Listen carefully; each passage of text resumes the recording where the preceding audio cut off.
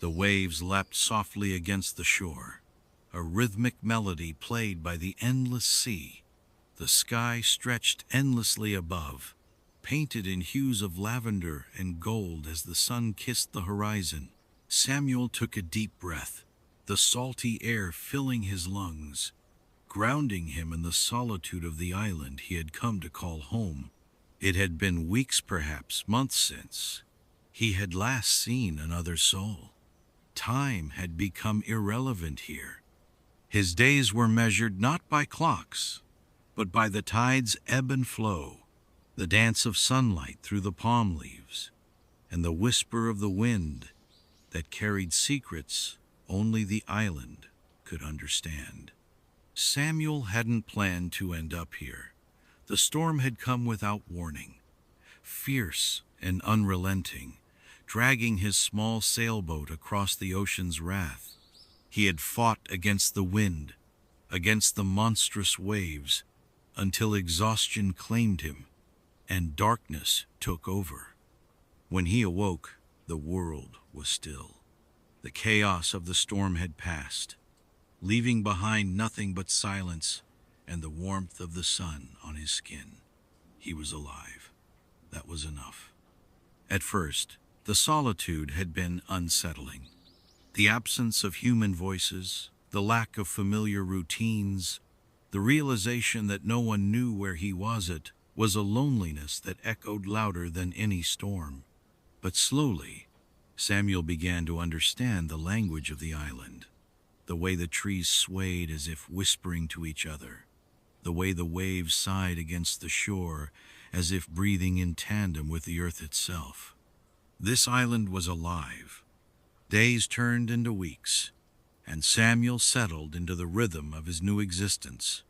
He built a shelter from driftwood and palm fronds, fashioned tools from stone and bone, and learned which fruits were safe to eat and which fish swam closest to shore.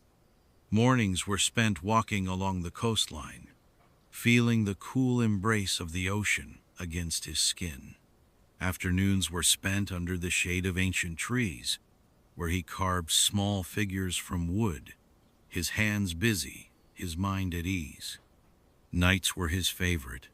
The sky stretched endlessly above him, a canvas splattered with stars, each one a distant whisper of a world far beyond his reach. He would lie on the sand, listening to the lullaby of the waves, and feel, for the first time in his life, truly at peace. One evening, as he sat by the fire, Samuel heard it whisper.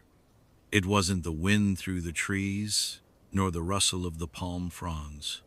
It was something softer, something older, a voice not quite human, yet not entirely foreign. He turned, his heart pounding, but there was no one there. Only the flickering shadows of the flames, the gentle lap of the waves. Then he heard it again, a name carried on the breeze. His name, Samuel. He stood, scanning the darkness, his breath caught in his throat. Was the island speaking to him, or had the silence finally unraveled his mind? The whispers continued. At first, they were just murmurs, barely distinguishable from the rustling leaves. But as days passed, they grew clearer, more familiar.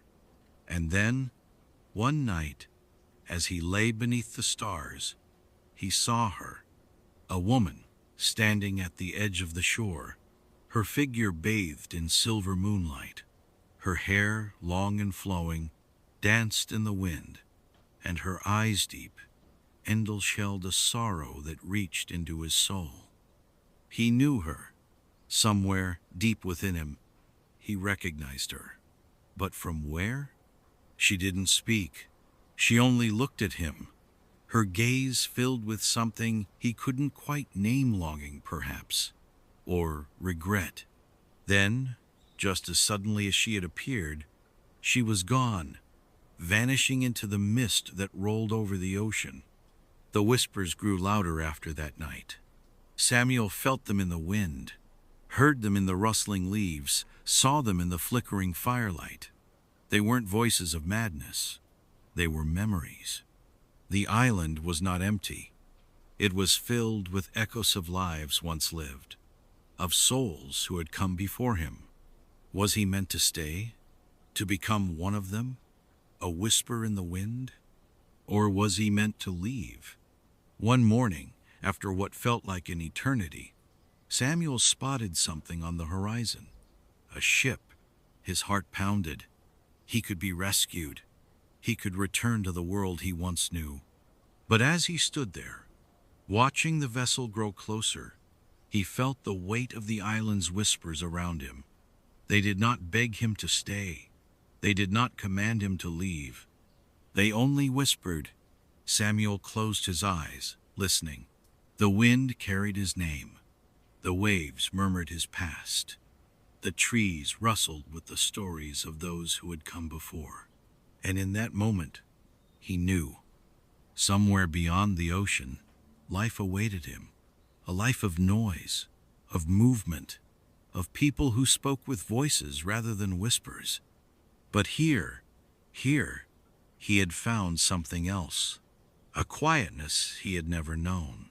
A peace that did not demand to be understood. As the ship drew near, Samuel smiled.